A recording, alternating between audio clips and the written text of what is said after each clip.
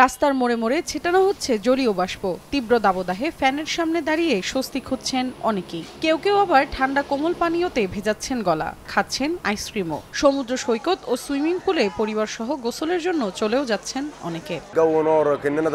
এবছর আবহাওয়া খুবই গরম, মনে হচ্ছে যেন আমরা নরকে আছি। বিদ্যুৎ বিভ্রাটের কারণে বেশ কষ্ট হচ্ছে। আশা করছি সৃষ্টিকর্তা যেন আমাদের সাহায্য করেন।